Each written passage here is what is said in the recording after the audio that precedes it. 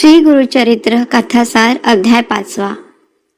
श्री गणेशाय नमः. सिद्ध गुरु म्हणाले, नामकरणी ऐका.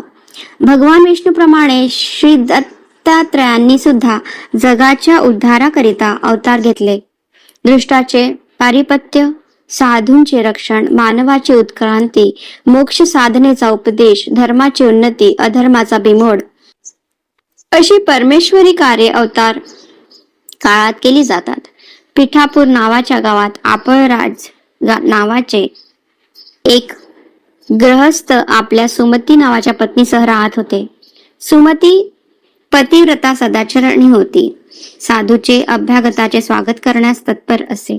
एकदा अमावस्येच्या दिवशी आपळ राजाकडे श्राद्ध होते. श्राद्धाकरिता ब्राह्मण जेवायला जायचे होते. ते जेवायला येण्यापूर्वीच अतिथी वेशात श्रीदत्त आपाळ राजाच्या घरी आले. त्यांनी भिक्षा मागताच अतिथीला विनमुख पाठवायचे नाही या श्रद्धेने सुमतीने अतिथी वेशातील दत्तात्रयात भिक्षा म्हणून भोजन वाढले. प्रसन्न होऊन दत्तात्रयाने तिला त्रयमूर्ती स्वरूपात दर्शन दिले. सुमतीला परमानंद झाला. तिने दत्त स्तुती केली. दत्तांनी तिला वर मागायला सांगितले. ती म्हणाली, हे जगन्नाथा, माझ्या मनातील इच्छा पूर्ण करण्यास तू समर्थ आहेस. तू अनेकांच्या इच्छा पूर्ण केल्यास मला आपल्यासारखा सर्व गुण संपन्न, ज्ञानी, जगतवंद्य, तपस्वी असा पुत्र व्हावा. कारण मला अनेक पुत्र झाले, पण ते सर्व अल्पायुष्य होते. ते दोघे जगले. ते आंधळे, पांगळे, मूर्ख आहेत. त्यांचा काही उपयोग नाही. तिची प्रार्थना ऐकून श्रीदत्त म्हणाले, तुमच्या कुळाचा उद्धार करील असा महान तपस्वी पुत्र तुला होईल. तुमचे दैन्य दूर करील, पण तुम्ही त्याचे वचन पाळा असे सांगून श्रीदत्त अंतर्धान पावले. पती आपळ राजा घरी आल्यावर तिने सर्व वृत्तांत सांगितला. श्राद्धांचे ब्राह्मण जेवण्यापूर्वी आपण अतिथीला भोजन भिक्षा घातली, यामध्ये काही चुकले का असे तिने पतीला विचारले.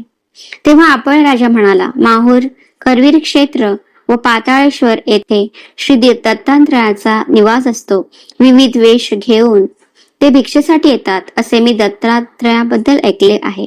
तू योग्य तेच केलेस. मध्यान्ह काळी कोणी अतिथी भिक्षेसाठी आल्यास त्याला भिक्षा घालण्यास चुकू नये. माझे पितर तर एकाच भिक्षेने तृप्त झाले, कारण दत्तरूपी साक्षात भगवान विष्णूच आपल्याकडे आले. त्यांनी तुझी परीक्षा घेतली. तू त्यामध्ये चांगल्या प्रकारे उत्तीर्ण झालीस. तुला चांगला पुत्र होईल. काही दिवसानंतर सुमतीला पुत्र झाला. मित्रांनी त्यांचे भविष्य सांगितले की हा जगाला दीक्षा देणारा जगद्गुरु होईल. दत्तात्रयांच्या वरदानाने आपल्याला पुत्र झाला, म्हणून माता पित्यांनी त्याचे नाव श्रीपाद असे ठेवले. श्रीपाद अतिशय तेजस्वी होता. 7 वर्षाचा झाल्यावर पित्यांनी त्याची थाटात मुंज केली. श्रीपाद चारी वेद, मीमांसा, तर्कशास्त्र विस्तारपूर्वक म्हणून दाखवू लागला. व्यवहार, वेदांत, भाष्य, न्याय अशा गहन विषयावर अधिकारवाणीने बोलू लागला. सदाचार, पाप, पुण्य, प्रायश्चिते सारे ज्ञान लोकांना सांगू लागला. सर्वांना या गोष्टीचे नवल वाटू लागले. आपळ राजा व सुमती यांना आनंद वाटे. त्यांचे मन अभिमानाने भरून येई. श्रीपाद मुमुक्षांना ज्ञानदान देऊ लागला. त्याची कीर्ती वाढू लागली. आता तो 16 वर्षाचा झाला. त्याचे लग्न करावे असे माता पित्यांना वाटू लागले. हा विचार त्यांनी श्रीपादला जवळ घेऊन बोलून दाखवला. यावर श्रीपाद म्हणाला, आई, वैराग्य स्त्री वाचून मला सर्व स्त्री या माते समान आहेत. मी तपस्वी, ब्रह्मचारी, योगरूपी स्त्री हीच माझी पत्नी. आता माझे नाव श्रीपाद श्रीवल्लभ म्हणून प्रसिद्ध होईल. मी उत्तरेकडे तपश्चर्या करिता जाण्याचा निश्चय केला आहे. मुलाचे वचन पाळा असे दत्तात्रयाचे शब्द सुमतीला आठवले. श्रीपादच्या सांगण्याप्रमाणेच आपले हित असे समजून घेऊन परंतु हताशपणे ती म्हणाली, तू आम्हा उभयंतांना आमच्या वृद्धपणी आधार देशील या आशेवर आम्ही होतो. आता तूच जर आम्हाला सोडून तपश्चर्येसाठी दूर जाणार, मग आमचा सांभाळ कोण करणार बाळ? तुझे दोन्ही बंधू अंध आणि पंगू आहेत. ते आम्हाला इच्छा असून सांभाळण्यास असमर्थ आहेत. तू आमचे दैन्य दूर करशील अशी तुझ्याकडून आमची अपेक्षा होती. आई, तू अजिबात काळजी करू नकोस असे म्हणून श्रीपादने आपल्या दोन्ही भावांकडे अमृतमय कृपादृष्टीने पाहिले. त्या क्षणी चमत्कार झाला आणि दोन्ही भावांची व्यंग्य नाहीशी होऊन ते सदृढ तरुण सुंदर महाज्ञानी झाले. धावत जाऊन त्यांनी आई वडिलांचे चरण धरले. परिसाच्या स्पर्शाने लोखंडाचे सोन्यात रूपांतर व्हावे त्याप्रमाणे त्या भावांचे जीवन कृतार्थ झाले. आपले जीवन अनुग्रहित करण्यासाठी या अवतारी पुरुषाने आपल्या पोटी जन्म घेतला अशा विचाराने सुमतीच्या डोळ्यातून कृतज्ञतेचे अश्रू वाहू लागले.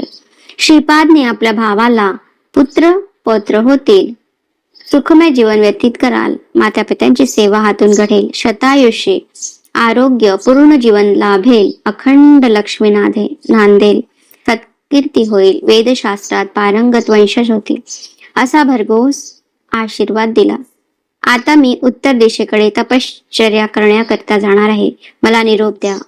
अनेक साधू जनांना मी दीक्षा देणार आहे असे सांगून श्रीपाद श्रीवल्लभ घरातून बाहेर पडले. लगेच अंतर्ज्ञान पाहून गुप्त रूपाने काशी क्षेत्री गेले. तेथून बद्रिकेश्वराला जाऊन नारायणाचे दर्शन घेऊन तेथून गोकर्ण क्षेत्रात एकदम निघून गेले. हे ऐकून नामकर्णीने सिद्ध मुनींना शंका विचारली की स्वामी श्री गुरूंनी गोकर्ण क्षेत्राला प्रथम का प्रयाण केले. यावर सिद्ध मुनी म्हणाले, गोकर्ण क्षेत्राचा आणि रावणाचा जवळचा संबंध होता. रावण हा शिवभक्त होता. त्याची कथा सांगतो, ऐक. 5वा अध्याय समाप्त. तुम्हाला हे श्री गुरुचरित्र कथासार कसे वाटले ते कमेंट बॉक्समध्ये नक्की सांगा, म्हणजे आम्हाला श्री गुरुचरित्र कथासारवर आणखी व्हिडिओ बनवण्याची प्रेरणा मिळत राहील. कृपया चॅनलला सबस्क्राईब करा आणि सूचनांसाठी बेल आयकॉन दाबा. धन्यवाद.